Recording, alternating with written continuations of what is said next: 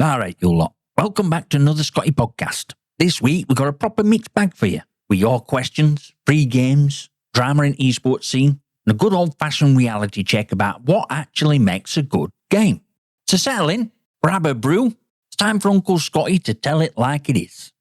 First up, we got a question from James Larmer. He asks, what do you think about upcoming game Marathon? Yeah, I know it's another extraction shooter. And would Sophie Turner understand Yorkshire accents? To be honest with you, mate, I don't see Marathon doing too well at all. I think we may have another Concord on scene here. And with recent pre-orders forcing an install of Destiny 2, that seems to have pissed a lot of people off. Sure, Bungie fixed it, but damage to trust is done. This is the same studio that had to settle with artist Fern Anti-Real Oak for stealing her 2017 art designs without permission. Plagiarism controversy, forced installs, poor alpha reception. This is Sony's next live service gamble after Concord bombed spectacularly, and we're supposed to trust this will be different? Extraction shooter market's already saturated, mate. Arc Raiders is dominating with massive player counts right now. Marathon were delayed from September 2025 to March 2026, and Arc Raiders filled that gap and won. By the time Marathon launches in March, Arc Raiders players will either be burned out on extraction shooters entirely, or they'll be committed to Arc Raiders. Too late to party, mate. Visually, it don't grab me either. I'd have preferred a more PvP boomer shooter, just like original Marathon from 1994. Remember that? Linear, story-driven FPS with rich lore. What are we getting instead? PvPvE extraction shooter with seasonal wipe system that deletes all your loot every season. Art styles reminiscent at classic kids show Reboot. If I wanted a nostalgic 90s throwback, I'd go for an indie game. Not some premium price AAA game that will cost you anywhere from 40 quid to 230 quid depending on which edition you buy, from a studio that's failed in recent years with Destiny 2. And even press, who played 8 hours, are worried. GameSpot's previewers said, I'm worried Marathon could launch as a solid multiplayer shooter brimming with potential but thin on content. Only 4 zones at launch, 3 surface maps and 1 endgame area. Seasonal reset wipes all your loot. You start over every season. In a dog-eat-dog world of multiplayer games, that could be a major issue. And they're right to be worried. Bungie's recent history speaks for itself, doesn't it? August 2024, 17% workforce layoffs impacting Marathon development. Poor alpha feedback citing cluttered UI, weak gunplay impact, and slow pacing. Had to delay 6 months just to fix it. Art theft settled but not forgotten. Post Destiny 2 install bug, even if it's fixed now, shows a complete lack of polish. This is Bungie's first new IP since Destiny 2 back in 2017. 9 years, and this is what they got to show for it. As for Sophie Turner understanding Yorkshire accent, yeah mate, of course you can. It's where real men of England reside. Ones who drink proper beer and balls swinging all day. Far away from cocktail sipping pansy panty wearing softy land you're in down south. Now speaking of taking a break from things, Connor asks, after over a quarter of a century I'm thinking of walking away from gaming. Have you considered it? And what keeps controller in your hand? Mate, I hadn't just thought about it. I've actually done it. Multiple times. And here's why it's not only fine, it's fucking healthy. Look, right now, I'm gaming maybe 2 to 3 hours a week, if I'm lucky. Sunday sessions, when I can manage it, sometimes not at all. Business and family come first. Gaming's back burner by necessity. I've got other projects on go. There's my book that's taken on a whole life for its own. I'm still in the middle of what turned out to be an essential major rewrite. Quite same, but where things have gone with certain characters and plot points, it made certain parts no longer make sense. So I needed to rewrite them. Right now, I'm in a state of, don't write out, cause my head's all over the place with it. Then there's movies and TV I need to catch up on. Right now, I have my son catching up on Fallout Season 1, so then we can watch Season 2 together. Yeah, I'm a little behind cause of that, but we'll catch up. And there's plenty of movies I still need to catch up on, with many more, aren't we? We watched that Welcome to Derry not long ago, which led to a lovely conversation about Dick Halloran, which then led to watching Shining, Doctor Sleep, and suddenly we're talking about wider Stephen King universe. That's beauty of taking time away from gaming. You get to enjoy other things. But it's the thing that really drained joy out of playing games for me. Working in industry, QA, customer service, all of it. Soul-crushing cycle of it all. You report bugs, corporate ignores them, launch day arrives, YouTubers scream, how did QA miss this? We didn't, but Mr. Corporate decided it were worth ignoring to get your money. I made a mistake once, sold all my gaming gear, then bought it all back. Now it just sits there. PC, Steam Deck, Quest 3, Switch, Xbox, mobile, all there, ready when I fancy a bit of a session, but it's not my main hobby anymore. It's just something that's there for occasional joking around with my sons, or just for the sake of a bit of nostalgia. Taking a break is a good thing. In fact, I encourage it. Step away. Go and enjoy something else for a while. Live your life. Answer into having gaming as your main hobby. Keep it casual. Take breaks when needed. Don't make it your whole identity. So, Connor, if you need to step away, do it. Just don't sell your gear. Trust me on that. But speaking of things that make you want to walk away, Fixer 2616 asks, what's your opinion on drama with Kingsman getting kicked from a $40,000 tournament for trying to win? Mate, Kingsman 265 situation is a difficult one. I mean, it's all a very he said, she said style scenario. I get frustration at Kingsman 265. He wanted to win, genuinely. And it's got to hurt more when winning team captain, actually won using very composition he wanted in first place. If they'd listened to him at all, they probably would have won. Now, I ain't gone too deep into this, because it's all around Marvel Rivals, which is a terrible game in my opinion. Don't care what anyone says. But from what I've read in a few articles, it all seems to be the same thing. Essentially, Zazzestack were playing Black Widow, which she's well known for, but weren't doing particularly well, and all team were failing to make cut. But it's also apparent that Kingsman 265 himself wasn't willing to change characters either. Kingsman advocated for triple support and meta comps. He wanted Zazzestack off Black Widow because she wasn't performing. Zazzestack claimed that off meta comps would be viable. Pure assumption and total bollocks. Basim, team captain, kicked Kingsman for it, saying this is a creator event. If you want pure competitiveness, go pro. Which is absolute nonsense when there's $40,000 online. It's vindication. Triple support, what meta? Many teams ran it. Team CC finished 7th out of 8. Won only 1 in 9 matches. Winners? Team captain won all thing using composition Kingsman wanted. Hypocrisy? Kingsman wanted flexibility but wouldn't switch characters himself either. A great man once said, assumption is the mother of all fuck-ups. And that's exactly what happened. Zazzestack assumed off-meta had worked, made no effort to verify it, and they tanked. My verdict? As my son says, two-way ticket. Both were being twonks. Kingsman were right about meta, but he were also inflexible. Team were wrong to kick him, but he wasn't exactly helping the situation. Honestly, they should have DQ'd old team for being unprofessional. When there's 40 grand online, you either play to win properly, or you don't play at all. Moving on, Pyro Friendly Arsonist 9195 asks, BF6 Season 2 been delayed. Should we be worried? Absolutely not. Let's look at evidence first. So yeah, Battlefield 6 has delayed release of Season 2 to February 17th. And with said announcement, they also revealed a new update to extend current season. We added Battle Pass content, new weekly challenges, and some double XP to tide players over until new season begins. This will drop January 20th, which is their season were originally supposed to conclude. But now players will have new weekly challenges, more time to finish Season 1 Battle Pass, and a new Frostfire bonus pass to complete.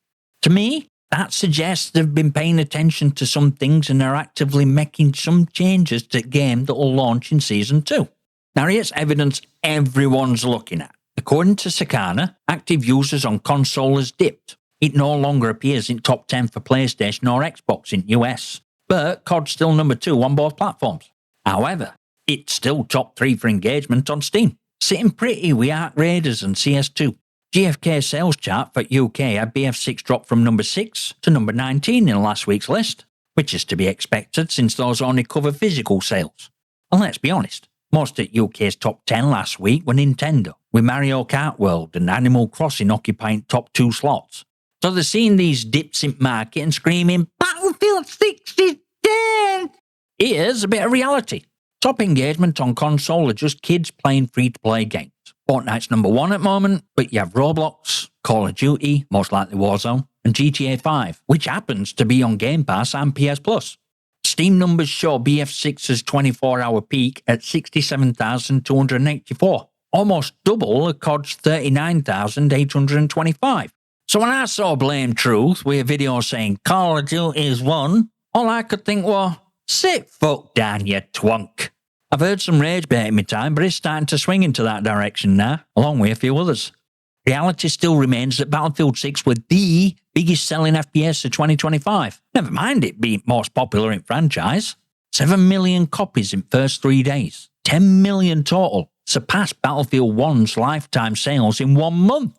But still, a lot of OG players are a little alienated by it. Seat maps aren't as big as they used to be. Movement mechanics have been changed a great deal. Most field games have been codified. And I'm not so sure there's still too much about game that separates it from COD completely. And those reasons are why a lot of COD refugees ran for hills. They couldn't cope with tactical nature at game. Some even called it a skillless game. And to their TikTok ADHD brains, it probably seemed like it didn't require skill. But when you have someone like Swag crying he can't get to his teammates to help him because there's a tank between them, then you have to wonder about their skills, you know? Especially when you consider that the nerf challenges so COD twonks could achieve everything in 2 days. You haven't seen my video about that fast, you really should. So all those players leaving right now are ones who cried so much about challenges being too hard. They completed a lot in a week or less. And now they're talking shit about there's not enough content. And that's folly at COD brain. Hell, it seems to be folly in many AAA FPS games these days. If it takes more than one game to unlock, it's too hard for them. See my video about Nero's Tech on Zombies challenges in Black Ops 7. Look, it's real explanation for what's happening with BF6 Season 2 delay. And it's not to do with Call of Duty winning, nor is it that game's trash. We tragically lost Vince Zampella a few days before Christmas 2025. He's lost hit industry hard, not just at EA and Battlefield Studios. Man were a mentor and a legend to many. This has had an effect on things at Battlefield Studios. They've got to continue without him, and that means under new leadership. That new leader is Julian Gerighty, formerly of Ubisoft. He was creative director on Division and Division 2, and creative director on Star Wars Outlaws. This don't exactly fill me with confidence as a true successor to that role, but I will at least give him an opportunity to prove himself. Announcement of him joining Battlefield Studios came just a few days after the announced delay of Season 2. That's not a coincidence, that's a new plan. I don't know what Julian has planned for Battlefield 6 going forward. I'd like to think he'll be able to bring some fresh ideas that will lift game back up to where it belongs, but that remains to be seen. So, I'm not worried about delay, it's strategic, and I'm cautiously optimistic about Gerighty. Right, let's talk about this week's free games, because there's actually some interesting stuff here. First up, on Epic Games, we have Rustler. It's an open-world, top-down action game paying tribute to good old GTA style and gameplay, using it with historically inaccurate medieval setting. You play as Guy, whose parents were apparently too lazy to give him a proper name. It's medieval GTA, Monty Python humour, Grand Theft Horse, if you will. Metacritic has it at 65 for critics, 6.3 out of 10 for users. OpenCritic says weak, with only 26% of critics recommending it. But Steam users, 79% positive out of 1,120 reviews. It's reality. It's fun for a weekend if you like crude humour and don't mind a bit of jank. Controls are dodgy. Performance is rough, even on good hardware. Some game-breaking bugs on console. PS5 triggers not working properly. But if you want something silly and stupid for free, go for it. Worth free price. Probably not worth 25 quid asking price. Now, on to Amazon Gaming. We get 2 games, and this is important. Both are GOG codes, which means completely DRM free. You own these games, properly own them. They can't be ripped away from you like they can on other platforms. No online authentication, no licensing bullshit, just you and game files. First one's Harold Halibut. It's a stop-motion narrative adventure, literally handcrafted over 10 years, set on a submerged spaceship 250 years after leaving Earth. Metacritic 73, OpenCritic 71, Steam 82% positive. Good, visually stunning, unique aesthetic, charming characters, full voice acting. Bad? It's a walking simulator with minimal gameplay, lots of backtracking, slow pacing. If you like narrative adventures and don't need game in your games, it's worth grabbing.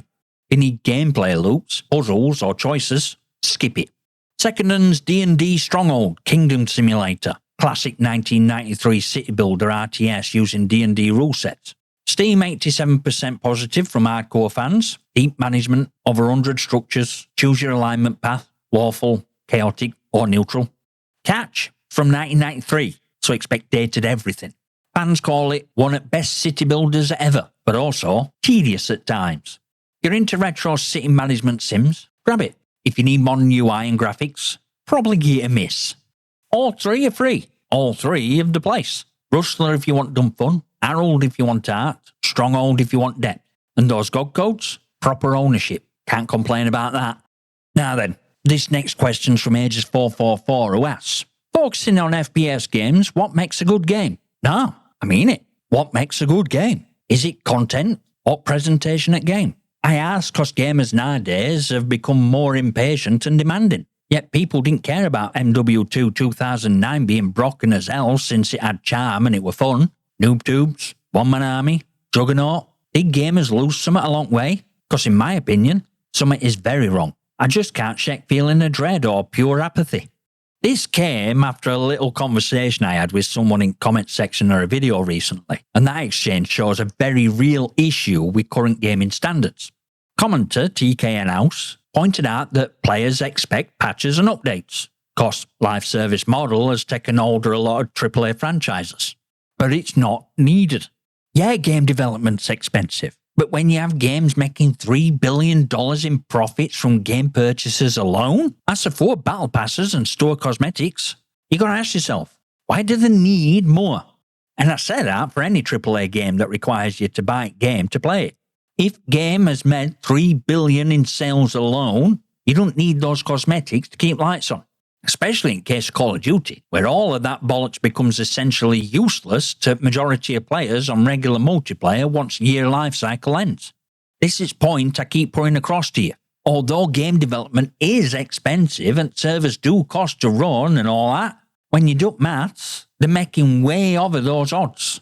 And they don't reward you for it. Instead, they raise prices every year. And now you're paying an excess of 70 quid for a game that they could easily sell for 40 or 50 quid.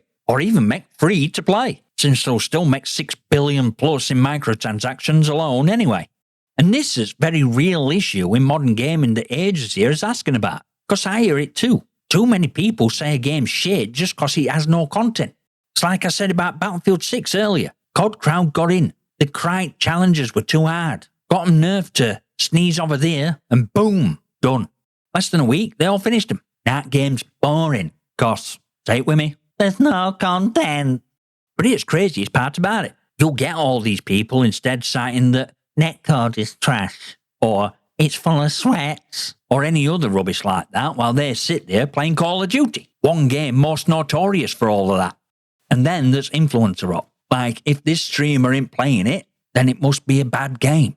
Swag says, I don't like that trash. That's it. Kids think it's trash too. So they go around YouTube and other platforms trashing any channel that talks about those other games.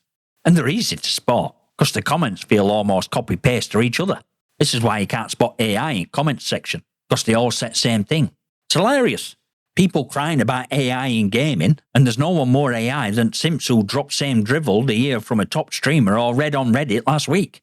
It's truth about what really makes a good game. It's that one you enjoy most, regardless of what anyone else says. It's whatever you like about game, be it challenge, rewards, gameplay, story, soundtrack, whatever. You enjoy that game. You play that game. You get satisfaction of a good game. And that's what makes a good game. Forget critics, forget metrics, forget what anyone else thinks at game.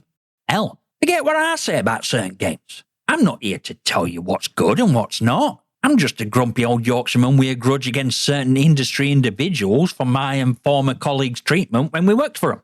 Sure, there's truth in what I say, and you might agree with me, you might not, but you're still here, being entertained with my rants. So I'm doing something right. I'm not telling anyone what to play, what to think, or what to do with their money. I'm here to show you truth, and I leave decisions up to you, because then at least you're making an educated decision. But at the end of the day, it's what you choose. It's what you like, and it's not what anyone else thinks.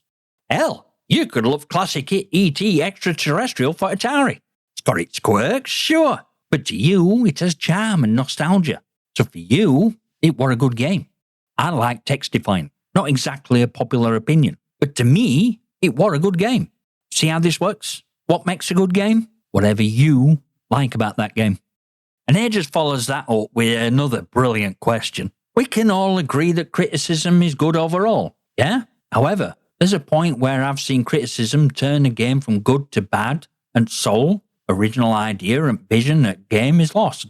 I can't help but label it as Criticised Cannibalism. Is this a common occurrence, or did I stumble into a coincidence? How much constructive criticism reaches a point where it damages soul and feel at game, and dev's original vision is lost because people complained about key feature that made game unique and memorable?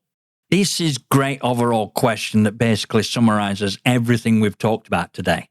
See, I mentioned earlier about players complaining about challenges being too difficult and grindy in Battlefield 6, so they nerfed them into Grand, and now they can complete them all in less than a week.